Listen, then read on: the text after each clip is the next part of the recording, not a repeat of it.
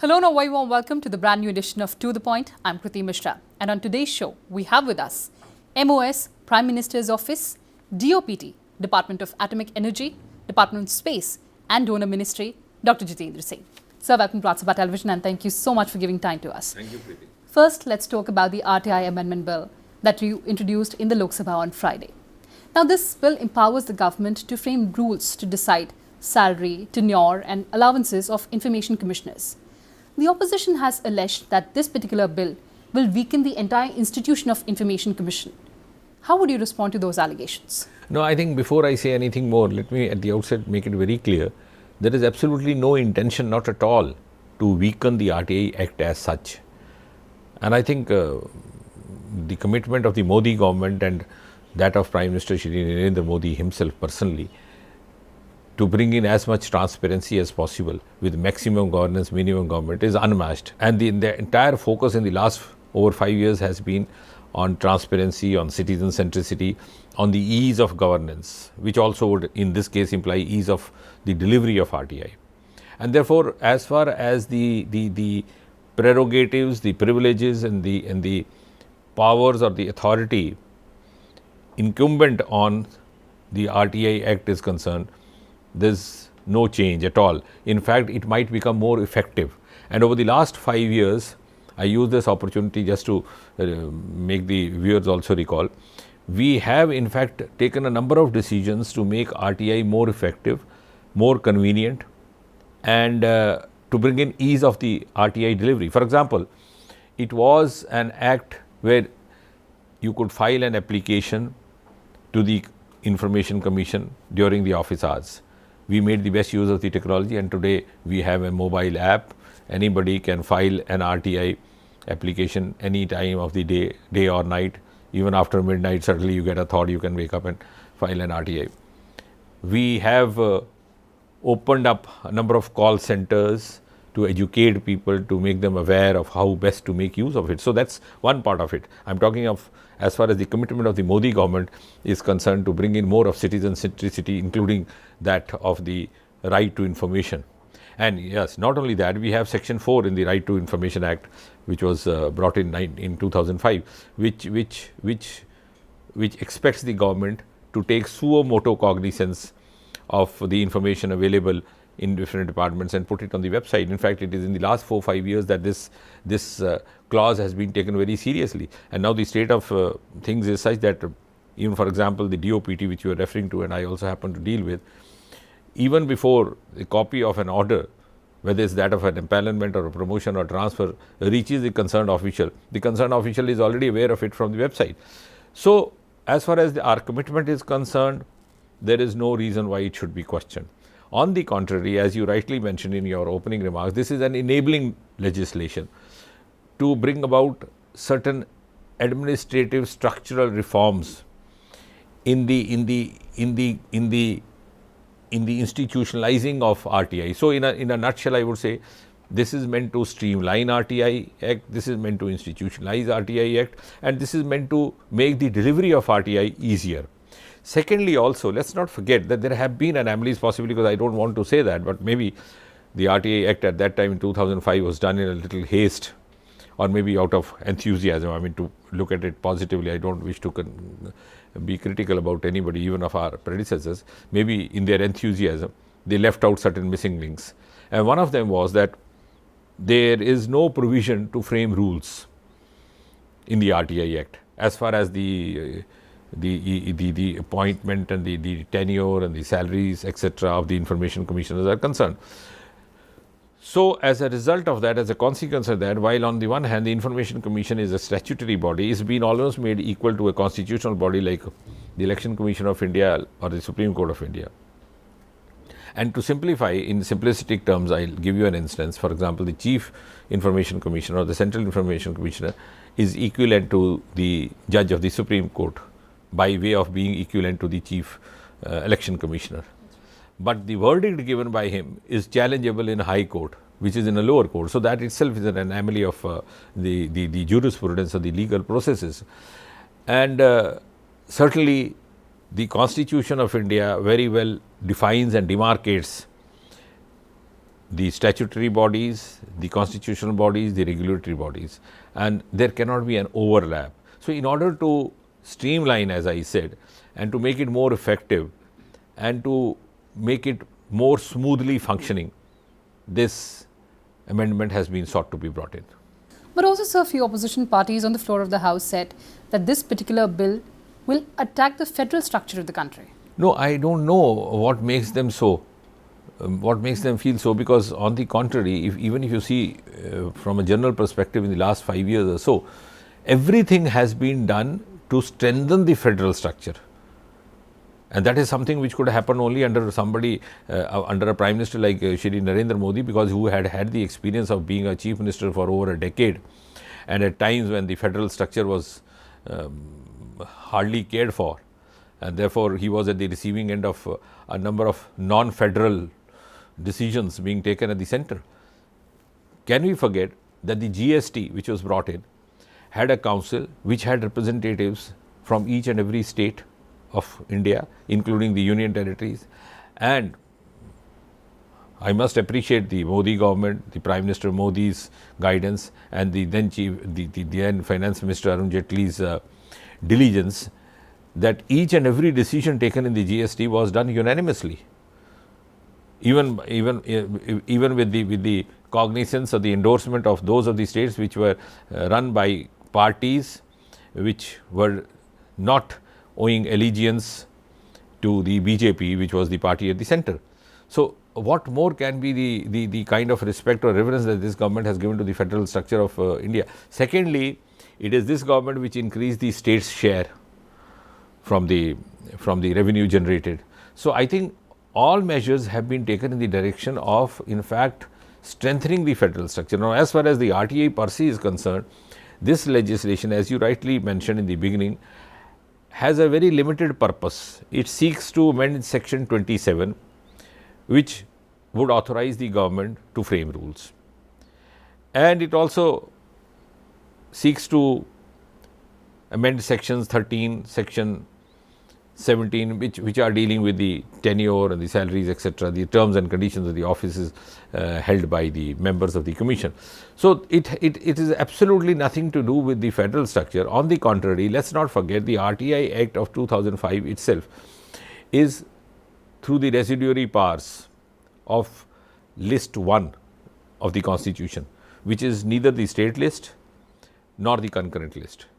And therefore, the act which was given to us by the UPA, which is namely the RTI Act of 2005, itself makes it inherent that the rules or the amendments or the legislations for the RTI or for the information commissions of the states have also to be done by the center. So, it is they who gave us, and we are absolutely not making any change in the constitutional spirit or the soul of the act.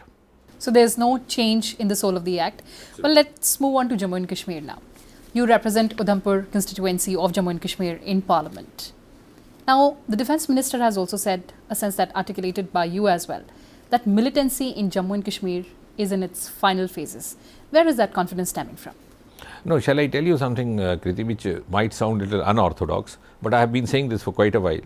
For quite a few months, in fact, over the last 1 year or so. The common people of Kashmir have moved on, whereas the politician is still to move on. So, what I am trying to say is, in other words, is that we are possibly sometimes not able to visualize that we are dealing with post-90 generation all over India, including in Kashmir Valley and the state of Jammu and Kashmir. More than 70% of the population today belongs to age group of below 40. They are highly aspirational, and as far as the youth of Kashmir is concerned, sometimes I tend to believe that they are more aspirational compared to their counterparts and peers in other parts of the country and even other parts of the state. Had that not been so, we would not be getting a topper from civil services each successive year for the last so many years. We get about two or three dozens of NIT, IIT qualifiers from the most terror-struck districts of Kashmir Valley. We get nearly 40 to 50 NEET qualifiers from the terror hit areas.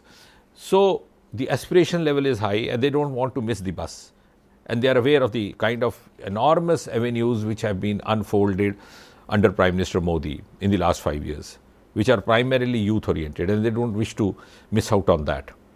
Whereas a handful of politicians who had developed a vested interest over the last half a century, or at least over the last 40 years, for the continuance of this kind of a mayhem or instability, because they are the beneficiaries.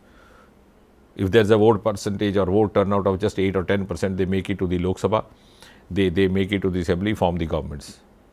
I hate to say that, but the figures speak for themselves. Even in Lok Sabha, we have some of the members who have made it to the lower house just with 8% or 10% vote. I wish someday some school of thought emerges that we would have a minimum cutoff or a threshold voter turnout even to qualify to be a member of a Lok Sabha or a member of a state assembly. But as long as it is not, though, these are the beneficiaries who would not allow the atmosphere to open up, because they are thriving in an atmosphere of vacuum. And I am sure the day it opens up, it will be an end of the continuance of that dynastism which has plagued Kashmir for so many years. And at the same time, the youth of Kashmir is possibly, if at all, being held back today is because of a wheel of fear, which also he tends to defy every now and then. Let's not forget, just a few days back, there was a Hartal call which went unresponded, and in spite of that, there was a recruitment rally being held for recruitment to the forces, and there was such a huge crowd that it became unmanageable. So the youth now is ready to defy, also because they have seen through the hypocrisy of these so-called protagonists of so-called Azadi or so-called autonomy or so-called pre-1953, because they have seen that, as was rightly reported in some of the sections of news media also, most of their own children are lodged in safe havens, receiving the best of the education facilities and doing best of the jobs, whereas they coax the neighbor's child to become a stone pelter. And I am sure the child today, or the post-90 generation, is not ready to be taken in by this bluff. Also, sir, you've exuded confidence that from next year we will not need security cover for Amarnath Yatra. Yeah, I think my confidence is inspired by the fact, because I can sense in the people of Kashmir, including in the Muslim community, an urge to go back to their roots and to their ethos, which was that of a composite culture. And Amarnath Yatra has been traditionally, for centuries together, hosted by the Muslim community. The devotees have been the Hindus.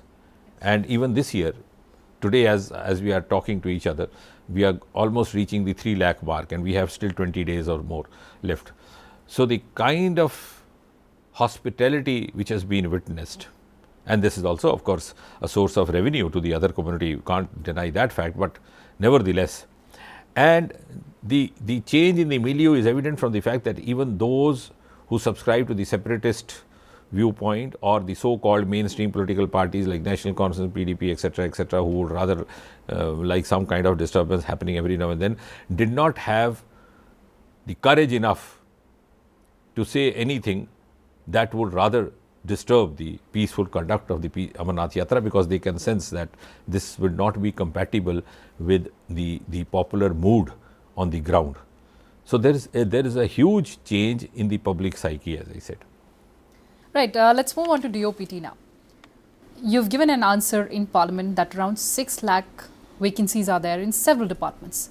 We understand that it is an ongoing process, but do you have any specific plan to fill up these vacancies? Yes, I am glad you asked that, because we don't wish to be evasive about the issues, and including the one raised by you. I think in the last 5 years we have tried to be very proactive, and we need to impress upon the different agencies to be more proactive as far as conduct of, for example, the departmental promotion committees and DPCs is concerned, as far as reporting vacancies is concerned, as far as cadre reviews is concerned. Now, for example, when I came into this in 2014, one of the first things that I did the first 6-7 months was to call a meeting of the GAD secretaries of different state, and impress upon them to expedite their cadre review processes, so that we could carry on with the induction of the IAS and the other related processes. But still, it didn't happen as fast as we could. as we had expected. Now, for example, there is one solitary, very interesting example. I personally got in touch with one of the secretaries of one of the states which had been unduly delayed. So, I impressed upon him the importance of this. He promised us, he promised me and the DOPT secretary, the then DOPT secretary, that soon after he goes back to his state, within 1 week he'll report back or send back the Carter review report. He did not. So, we were wondering what happened, and after about 10-15 days, when one of us tried to reach out to him, the concerned officer says, what can I do? When I came back, the state government had transferred me to another department. So, all these kinds of fallacies happening sometimes, come in the way of. Otherwise, as far as we are concerned, we have been repeatedly, in fact, trying to impress upon all the agencies to cooperate with us. We on our part are already in a very expedited mood. We hardly leave a vacancy unfulfilled or unprocessed once it comes to the notice of the DOPT. Also, your government's move to get rid of corrupt and dubious officers was hailed as unprecedented. What are the further plans to revamp, reform bureaucracy and ensure accountability?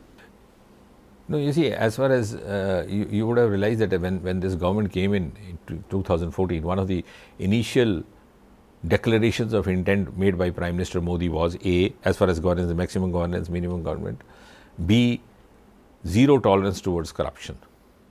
And therefore, everything else is a follow-up of that. And the government is indeed vested with the power, which has been upheld even by the judiciary, by the High Court as well as the Supreme Court, and a number of writ petitions. Government is vested with the power to take a decision about certain officers whose integrity may be in doubt, or there may be evidence of integrity not being up to the mark, and B, whose performance may not be up to the standards expected.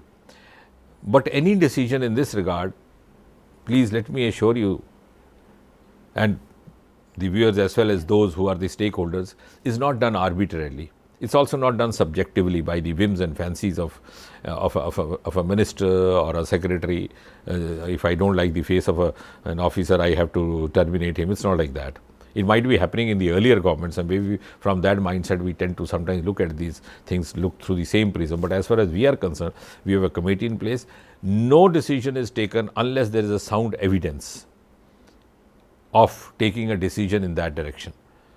And once it's taken, there is sound reason for having done that in a larger interest of governance, in a larger interest of public administration. You also plan to rope in 40 private sector experts via lateral entry. I recall that on the floor of the Rajya Sabha, you cited the example of former Prime Minister Dr. Manmohan Singh and said that there's going to be no adverse impact of lateral entry. How is this system going to overhaul the entire bureaucracy system? Because there are experts who are saying that this step would dismember the bureaucratic setup. No, I think let's look at it from 2 or 3 angles. A, the criticism that government is trying to promote lateral entry because it wants to push in its own men is a very simplistic view or a simplistic criticism. I mean, so you have to say, so you attach motives without going into the depth of the subject. ये तो अपने लोगों को लाने के लिए ऐसा किया जा रहा है. And that's why that prompted me to cite on the floor of Rajya Sabha, as you said, that one of the most glorious lateral entries in the government of India was that of Dr. Manmohan Singh ji way back in 1972 when he first time came in as chief economic advisor in Mrs. Indira Gandhi's government. And later, of course, he was Secretary Finance also. Then we had Montague Singh, so many others. So as far as that criticism is concerned, my answer is that we are rather trying to institutionalize the process of lateral entry. We are going to have it through the UPSC with certain parameters in place, very strict parameters in place, which would not be compromised by any means. There are also numerical criteria of the number of years of experience. There is also the qualitative criteria of the qualification and the merit for the post concerned. So that is one part. The second part of it is we have to look at the entire process of evolution in a holistic manner. India of 2019 is hugely different from India of 1947. the manner in which we are talking itself is an evidence to that. We have stepped into a very high-tech era, and an era of specialization. Even for the medical profession to which I belong, now you have a doctor for each different disease. So, if you visit a hospital, you will have to see 5 consultants, one for your nose, one for your throat, one for your heart, one for your kidney, and maybe a day may come you may have 2 eye specialists for both the eyes, one for the right eye, one for the left eye. What I am trying to say is that it is a constantly evolving specialization era, and therefore, if we actually want to have the best of the talent to be utilized for public service, why not go out with an open mind? And one of the main objectives, I put it in a single sentence of this lateral entry, is A, to get the best from whichever source available, and B, to fill up the deficiency available. We are already short of the officers. So, the third allegation or possibly misbelief which is sought to be put out is that there will be dismembership or some others will be is also misplaced, because we are actually short of the officers at the level of particular director and deputy secretary, because there was a period from 1995 to 2000 when, because of certain litigations etc., the intake was less in numbers, and these are the officers now in that position. So, we are facing the crunch. So, that is one part, but I think more important is that, and especially under the Modi government, when you have a huge number of incredible new schemes, you have Ayushman Bharat, you have this Jal Shakti Abhiyan, you have aspirational districts. I think it requires brains and personnel who specialize in those particular subjects, and if we, for example, have a human resource available which is capable of giving us a better contribution, why not avail of it? So, that is the spirit of the lateral entry. Dr. Singh, do you also plan to make central deputation compulsory for all IS officers? No, I would not say that. There is no view taken like that. Of course, there have been suggestions to make it compulsory or mandatory, but yes, the guidelines say that the central deputation should happen, at least at the level of director or deputy secretary or above, at least for 3 years. And if does not happen, sooner or later it might be detrimental to the progress or the growth of the officer as such. What has been happening in the past is, and why this issues now come up, I mean, this is not new. Actually, these guidelines existed right from the early days of the Indian Administrative Services, the IAS. What was happening is that some of the officers would prefer to spend most of their service tenure in the states allotted to them. The state governments and the political establishment were comfortable with them. They would be comfortable with them. They would get promotions. They would also get relaxation of rules done through the center. When we started following the rules in their letter and spirit, which already existed, it's just possible that they were not followed strictly or did not followed in spirit by the earlier governments. It's only the Modi government which is a stickler for perfection. When we started taking up those rules, many of the officers found themselves stuck up for empanelments, stuck up for promotions, because they had not spent the requisite number of years on central deputation. They had gained senior positions in the state hierarchy, but in the general hierarchy at the central level, they were still lagging behind. And therefore, they started realizing the disadvantage of it.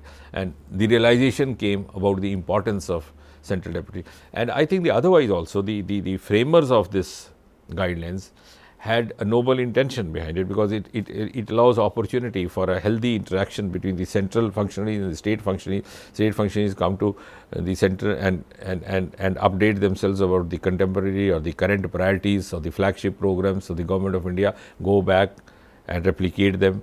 Similarly, the central deputation and thereafter going back to the state has its own advantage of supplementing what you have gained from the center. To that extent, I think I must give credit to Prime Minister Narendra Modi, because it was primarily his idea, though he gave us a free hand to proceed. But when we look back, it has proved to be hugely successful, that we started the process of having assistant secretaries, the first time ever designation coined under the Modi government. We started this in 2016. So, after their course in Mussoorie Academy, they would usually go directly to their state cadres, where they would get meaty positions, sometimes SDM, sometimes some other important powerful position. and they would not have a brush with the kind of things happening at the center. So now we have a process in place whereby before they go to their state cadre, they spend 3 months in Government of India in different ministries. This enables them to form contacts, to form mentors, to discover mentors whom they can look forward to in the rest of their careers. And B, they go through some kind of a grounding, because a young boy at the age of 25 going to the state, becoming SDM and having the entire world at his feet gives him a feeling of being a Khalifa. So that I think it is advantageous both ways, as an officer, as a human being.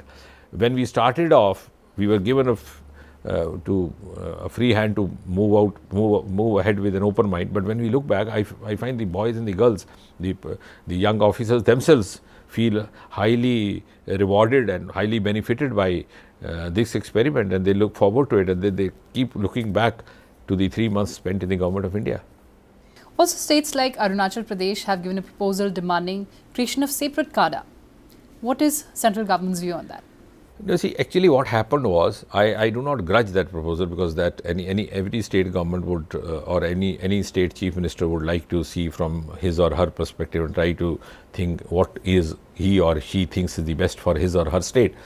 Actually, when these cadres were formed, we had a combined cadre for some of the smaller states, which was called AGMAT cadre.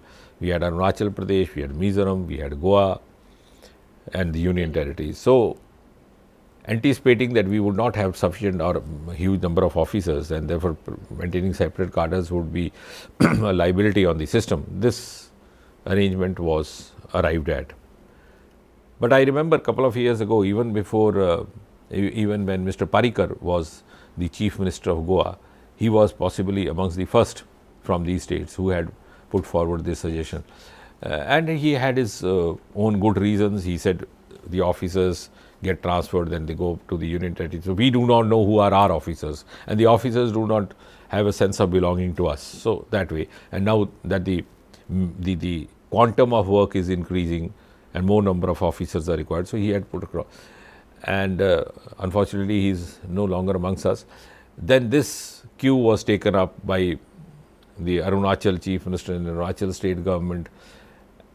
Incidentally, Assam and Meghalaya have a combined cadre, and the Meghalaya Chief Minister was the other day saying, why not we also have a separate cadre?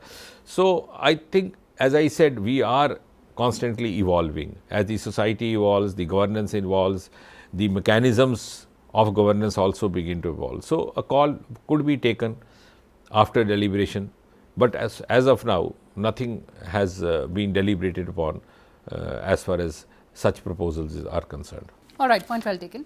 So now let's move on to Department of Space. India's gigantic galactic leap. Massive human expansion and space missions are there. We are planning for it. When do we see the space activities bill in the public domain? When will it see the light of day? No, I am glad that you raised this issue of space, and I think that gives me an opportunity to give you what would be a catch line, that India's ascent to Super 3 has already begun, and it has begun through the Department of Space. India is going to be Vishwamurti, or the super, one of the frontline nations of the world, and as I said, the India's ascent to Super 3 has already begun, and incidentally it has begun through the medium of our space achievements. Could you elaborate further on that, sir? I mean, to put it in very simple terms, for example, as far as Chandrayaan is concerned, the first human being, and then of course we are going to have Gaganyaan also, the first human mission, totally indigenous. The first human being to land on the surface of moon was an American called Neil Armstrong. That was around 1969 or so. He went around, had a walk on the surface of moon, and made that famous statement which has now become a quotable quote: one small step for man, a giant step for mankind, something like that. But I always say, in a lighter vein, he had a walk around, but it was our mission Chandrayaan many years later which went and saw the presence of water on the surface of moon, which Neil had missed having seen. So even though America was the first to land a human being, it was an Indian mission much years later which discovered the presence of water on the surface of moon, and the importance of that being that it is an indicative of a possible potential of a human habitat happening, because water being H2O. And that also would make us realize that some of these nations, for example, USA and the then USSR, began their space journey many years before us. And at the time when Russia, I mean the then Soviet Union and USA were sending these space missions, our relationship with space is hardly, it was just dismissal. It was more of Chanda Mama Dur ke, reciting children's rhymes, nothing beyond that, and nobody could. I sometimes tend to wonder what people would have thought of Sarabhai and his colleagues, the manner in which they made such ambitious plan at a time when India was quite devoid of resources. But now, as I said, we have overtaken those nations which started their space journey several years ahead of us. Now we have Chandrayaan 1, Chandrayaan 2. Soon we are going to have Gaganyaan, which will be the first human mission, because we had a human being called Rakesh Sharma, but that was not an Indian mission. Yes. So Gaganyaan also, interestingly, would have a huge women participation in that mission, because we have some very illustrious women scientists, involved in the designing and planning of this mission. Then we have a solar mission also coming ahead, Aditya mission, and a Venus mission. So, and our Mars mission has been so successful, it has crossed its expected limit of time, and the pictures that are now being provided by the Mars mission or the MOM mission are being procured by some of the most advanced centers like NASA. So, just how flattering it sounds, and I think it gives tremendous pride to any Indian that even those who hardly thought about us being participants in these space activities are now looking forward to the inputs and the research conclusions drawn by us for their research. We have scholars and interns coming from some of the leading centers of the world visiting us, visiting our centers for their fellowship. So I think space has become a medium of, as I said, India's ascent to Super 3. That's a huge sense of jubilation and pride for every Indian. Well, sir, that's a very pertinent point that you're making. Also, ISRO has launched a commercial arm for new technology and also for satellite launches. How important is this move for private sector players in the space sector? See, two things happened as far as the commercial aspect is concerned, and I don't have any hesitation to give credit to the personal indulgence support from Prime Minister Narendra Modi, because he has a natural aptitude for scientific missions and scientific programs.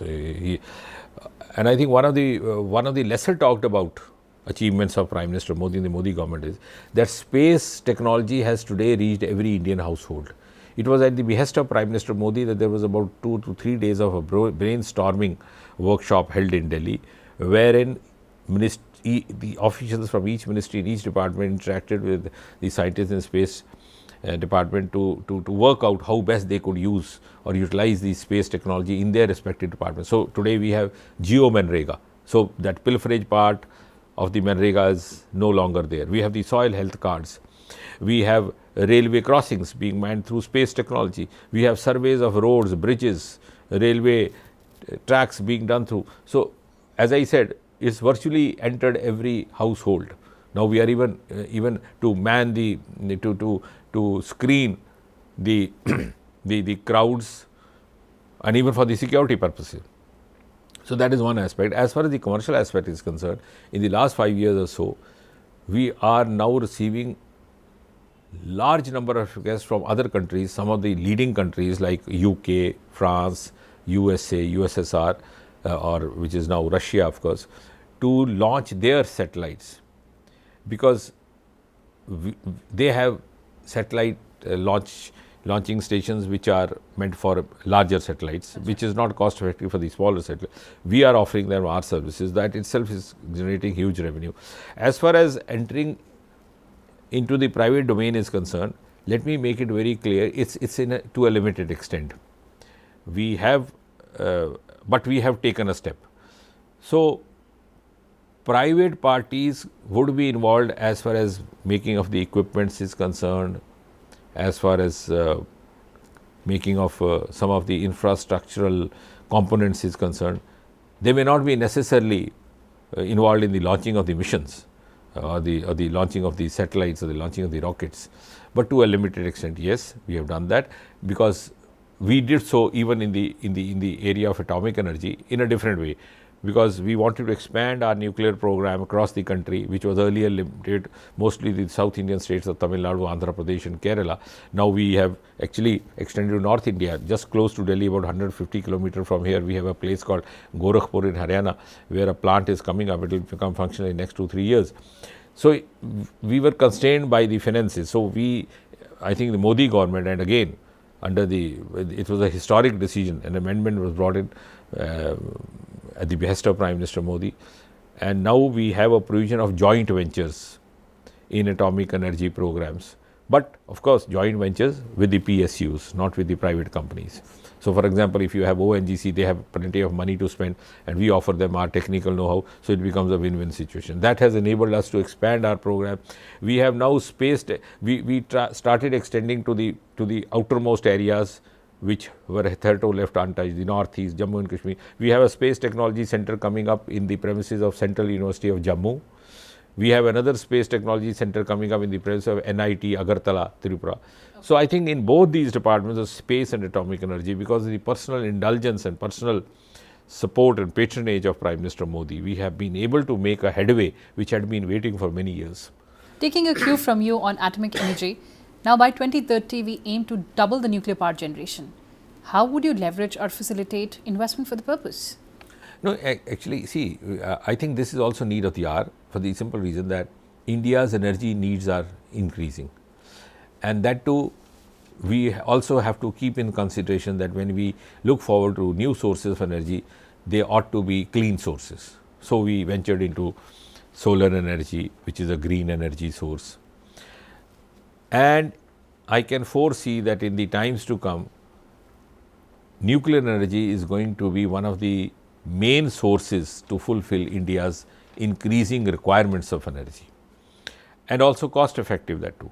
Now, for example, in Kundakulam or in Tarapur or the upcoming Haryana nuclear plant, the per unit cost would be almost same or equitably comparable to the usual sources, whether the thermal sources or the hydro power source or the hydrothermal source. So, we have to concentrate on that, and of course, as you rightly mentioned, that would also require resources, and one of the very important path breaking steps taken for that is to engage in joint ventures.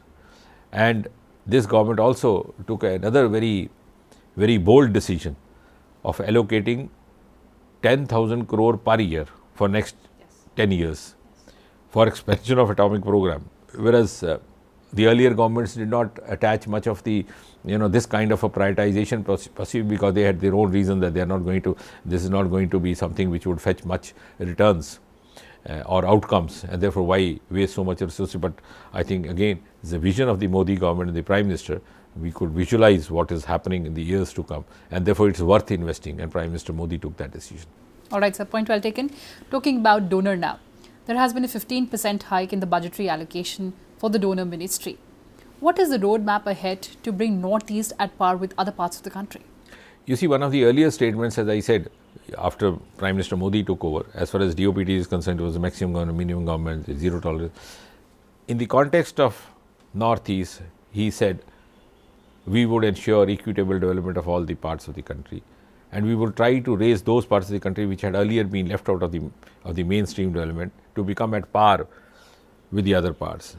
And the phrase he used in his own inimitable manner, which I am not capable of actually repeating what Modi ji says, because he's a matchless orator and a communicator, but he said something like that कि भारत माँ का संपूर्ण विकास तभी हो सकता है कि दोनों भुजाओं का विकास हो. तो एक भुजा कमज़ोर रहे, दूसरी रहे, तो पूरा उसका समूचा विकास नहीं. So the East has to grow at par to ensure a wholesome growth of Mother India. Otherwise, we cannot just rely that West will go and the rest of the India will also grow wholesomely. And I think he has walked the talk. I don't know how seriously it was taken when he said that, but today, and I think again his personal outreach, we have never talked about this, nor we have enough propagated it. Here we have a Prime Minister who has travelled to Northeast not less than 30-35 times in 5 years. This is amazing. I think this is more than the number of times put together of many of the past Prime Ministers. So, Prime Minister Modi travelling Northeast every other month to one or the other state, every state travelling more than once, twice, which has not happened earlier by any of the Prime Ministers. Not only that, the Northeastern Council meeting, which has its headquarters in Shillong, was attended by Prime Minister Modi in the headquarters itself at Shillong, which happened after, I think, after about nearly 30-40 years. If I recall correctly, it was the last Prime Minister to have attended a meeting like this was Shri Morarji Desai, way back in late 1970s. So, when the Prime Minister shows this kind of indulgence, it percolates down to the bottom. Right. And he issued a guideline that every fortnight you should have 8 ministers from the centre travelling to Northeast, which in other words means 1 minister in each state. So, that itself made a huge difference. Earlier on, I have, as a Minister of Donor, travelled to places in Northeast like East Khasi Hill. I went to the house of the late freedom fighter Troti Singh, who was martyred before 1857. I went to Jawai. Now, I am naming some of these places where no minister from the centre had ever visited. So, for example, when I went to Jawai, so the word went around that a minister from Delhi has come. So, they came to look up how does a union minister look like. Okay. So, I had a good time, trying to interact with them and being a part of them, and then joking with them. I said, how does a union minister look like? And does he have 2 noses and 4 ears or 3 eyes? And so, that was the kind of disinterest or lack of prioritization given to this region. But today, I can say with confidence that demarcation of that hinterland, mainland stands no more. We have a huge Northeast presence in the rest of India. There were states like Meghalaya, states like Arunachal which had never seen a train. Today we have Arunachal Express, which was flagged off by Prime Minister Modi himself. We have a train called Kamakhya Katra Express, again flagged off by Prime Minister Modi, which has given me a special satisfaction because Kamakhya happens to be a pilgrim spot in Assam, and Katra happens to be a pilgrim spot in my own constituency of Vaishno Devi Udhampur. So, all this has happened. Sikkim, for example, became part of India last 40 years, but it was Prime Minister Modi who dedicated to the public the first ever airport, which was under construction for many years, but it was languishing. Possibly nobody was actually interested in carrying forward. It was Prime Minister Modi who, through his monthly Pragati video conference, repeatedly took the follow-up and made sure that the airport got completed and became functional.